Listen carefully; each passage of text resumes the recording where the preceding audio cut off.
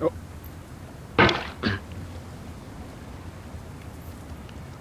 There's no feeling more intense than starting over. If you deleted your homework the day before it was due, as I have, or if you left your wallet at home and you have to go back after spending an hour in the commute. If you won some money at the casino and then put all your winnings on red but it came up black. If you got your best shirt dry cleaned before a wedding and then immediately dropped food on it. If you won an argument with a friend and then later discovered that they just returned to their original view.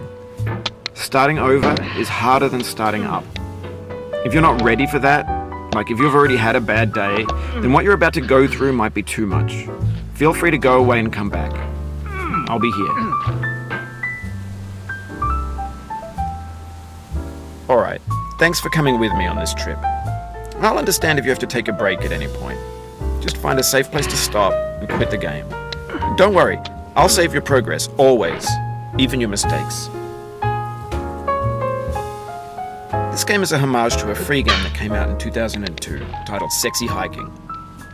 The author of that game was Jazzuo, a mysterious Czech designer who was known at the time as the father of B games. And B games are rough assemblages of found objects. Designers slap them together very quickly and freely, and they're often too rough and unfriendly to gain much of a following. They're built more for the joy of building them than as polished products. In a certain way, Sexy Hiking is the perfect embodiment of a B game. It's built almost entirely out of found and recycled parts, and it's one of the most unusual and unfriendly games of its time. In it, your task is simply to drag yourself up a mountain with a hammer. And that act of climbing, in the digital world or in real life, has certain essential properties that give the game its flavor. No amount of forward progress is guaranteed. Some cliffs are too sheer or too slippery. And the player is constantly, unremittingly in danger of falling and losing everything. Anyway, when you start Sexy Hiking, you're standing next to this dead tree that blocks the way to the entire rest of the game. It might take you an hour to get over that tree, and a lot of people never got past it. You prod and you poke at it, exploring the limits of your reach and your strength, trying to find a way up and over. And there's a sense of truth in that lack of compromise. Most obstacles in video game worlds are fake. You can be completely confident in your ability to get through them once you have the correct method or the correct equipment or just by spending enough time. In that sense, every pixelated obstacle in Sexy Hiking is real. The obstacles in Sexy Hiking are unyielding, and that makes the game uniquely frustrating. But I'm not sure Jazzuo intended to make a frustrating game. The frustration is just essential to the act of climbing, and it's authentic to the process of building a game about climbing. A funny thing happened to me as I was building this mountain. I'd have an idea for a new obstacle, and I'd build it, test it, and it would usually turn out to be unreasonably hard. But I couldn't bring myself to make it easier. It already felt like my inability to get past the new obstacle was my fault as a player rather than as a builder. Imaginary mountains build themselves from our efforts to climb them, and it's our repeated attempts to reach the summit that turns those mountains into something real. When you're building a video game world, you're building with ideas, and that can be like working with quickset cement.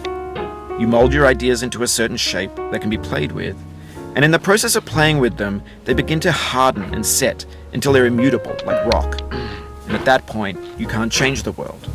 Not without breaking it into pieces and starting fresh with new ideas.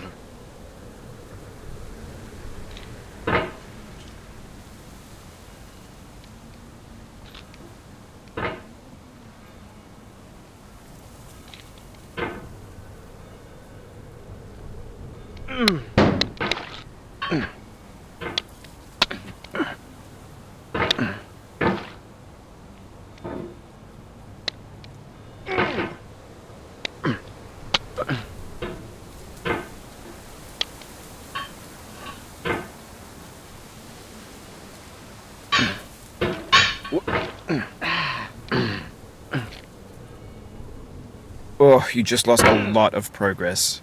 That's a deep frustration, a real